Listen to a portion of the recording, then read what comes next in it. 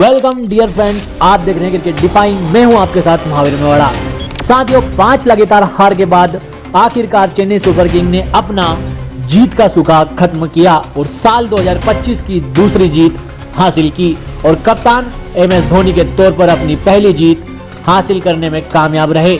जीत के बाद MS धोनी ने क्या कहा, इस वीडियो में हम आपको बताएंगे। और क्या है इस जीत के मायने और कितनी स्पेशल है ये जीत CSK के लिए और क्या इम्पैक्ट पड़ेगा लखनऊ के लिए इस हार का, यह भी हम आपको इस वीडियो में बताएंगे।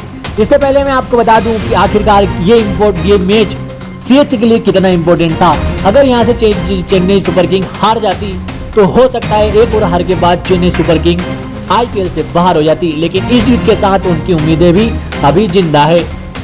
साथ ही चेन्नई ने टॉस जीता और पहले बॉलिंग का फैसला किया। इसका सबसे बड़ा रीजन था ड्यू का फैक्टर, लेकिन ये जो उनका फैसला था वो काफी सराहनीय रहा और ये काफी यूजफुल उनके लिए बेनिफिशियल रहा।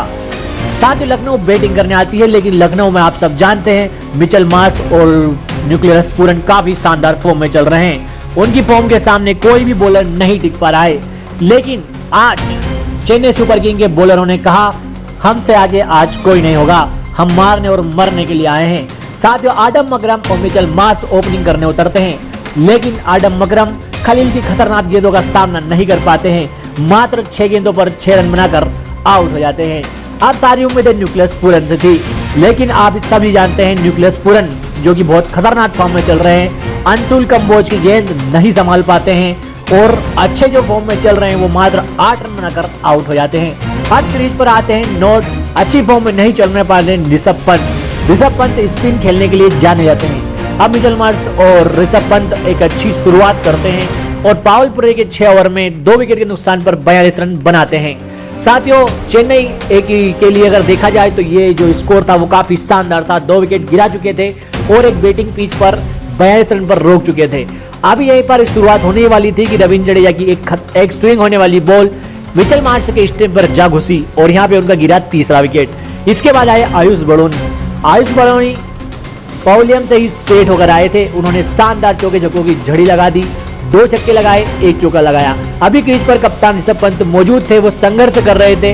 पहली 35 गेंदों पर वो सिर्फ 35 रन बना रहे थे। इसी के साथ आयुष बड़ोनी का भी रविंद्र जडेजा विकेट गिरा देते हैं। इसके बाद आते हैं अब्दुल समद जो 11 गेंदों पर 20 रन की एक शानदार पारी खेलते हैं, लेकिन MS धोनी के शानदार रनआउट के चक्कर में अब्दुल समद आउट हो जाते हैं और यह जो रनआउट था ये बहुत ही शानदार था। इसके बाद ऋषभ पंत भी अपना विकेट गिरा देते हैं, लेकिन इस बीच 49 गेंदों पर 63 रन वो बना चुके थे और IPL 2025 की वो पहली 50 बनाने में कामयाब हो जाते हैं। अब ऋषभ पंत और मिचेल मार्श की थोड़ी अच्छी पारी कंट्रीब्यूशन की वजह से जो एक अच्छा स्कोर हम कह सकते हैं वो बनाने में कामयाब रही पहुंच चुकी थी और इसमें बड़ा योगदान जो था ऋषभ पंत का था और 166 का लक्ष्य चेन्नई सुपर किंग को देने में कामयाब रही।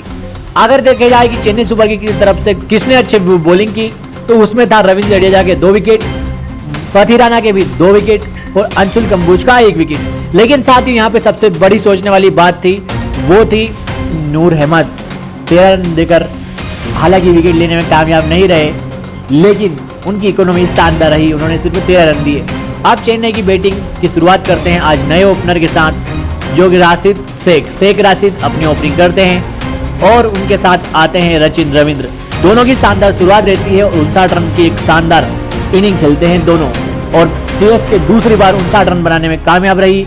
और शुरुआत के साथ अब जो उनका मिडिल ऑर्डर कमजोर है उन्होंने एक बार फिर दिखाया। 27 रन पर राशिद आउट हो जाते हैं, रचिन रविंद्र 37 रन पे आउट हो जाते हैं, लेकिन त्रिपाठी 10 गेंद पे 9 रन, शिवम दुबे 37 गेंद पे 43 रन, रविंद्र जडेजा 11 गेंदों पे 7 रन, विजय शंकर 9 गेंद पर 8 रन।